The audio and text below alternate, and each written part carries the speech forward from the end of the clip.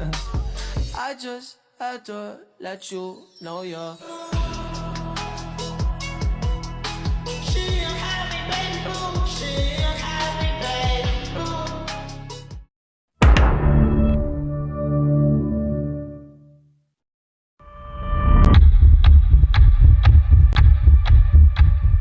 Good day, everyone!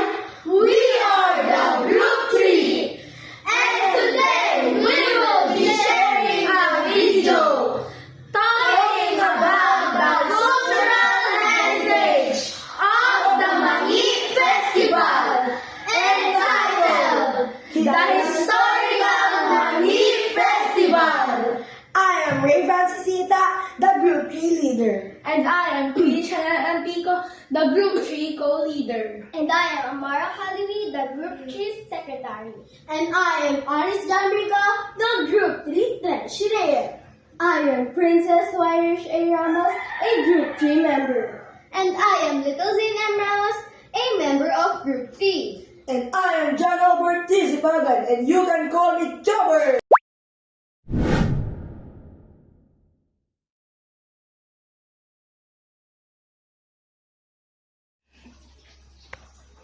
Wow! This corn is so yummy, Speaking of corn, did you know the story of Mangi Festival? What? No! Guys, did you know that that's the current topic on my iPad? Every February 22 to 25, the proud municipality of Tumawini celebrates the historical Mangi Festival. And that is their way of thanking God because of good harvest. Others might see it like a normal festival, but let's find out the deeper meaning when, what, and why they started celebrating the Mangi Festival. Let's quickly change it to daytime. Let's go! Come with our journey! Wow! Can you guys see this beautiful view? This is one of the rice fields that make Tumawini Isabela shine. This field is located here in San Pedro, Tumawini, Isabela. If you want to go here, just go in San Pedro, Tumawini, Isabela. Now let's ask Jobert what can he say about this view. Wow! The beauty of the Tumawini is so wonderful. Do you see the farmer over there? He's working really hard. Many farmers work here all day to buy their families some necessities such as food and water.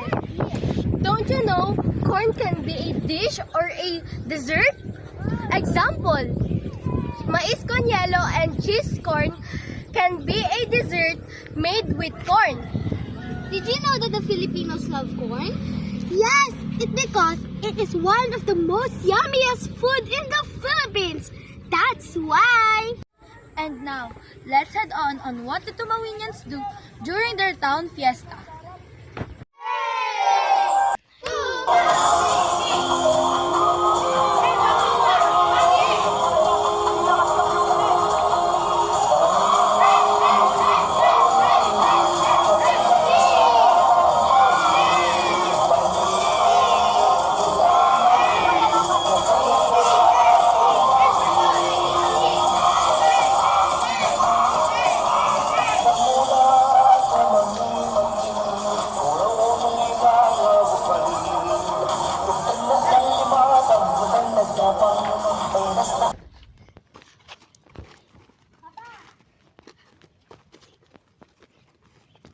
All started in November 2003 when the Tumawinians decided to start a festival to thank God for the good harvest of corn.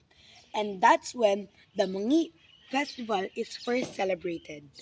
Tumawini is the home of the Mangi Festival, which coincides with patronal town fiesta in honor of San Machas.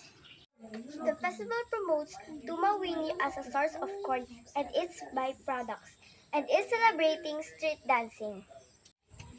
The Mangi Festival showcases the agricultural, cultural, and industrial richness through street dancing, colorful costumes, and a grand parade. The Mangi Festival features local traditional dances that the late national artist for the Ramon Abusan traced to the town. Tumawini is the home of Mangi Festival because of the cornfields in it. Mangi is also an Ibanag word for corn. It's one of the plants that came abroad the galleons and became one of the primary crops in the Philippines. Happy Mangi Festival! Isip, puso, laban! Group 3! Jump!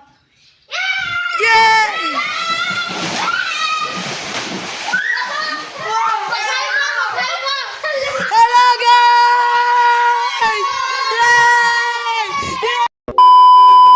Filming! Ano, tara? Swimming! Ano, tara? It was one of the plants that came abroad the galleons and one Guys!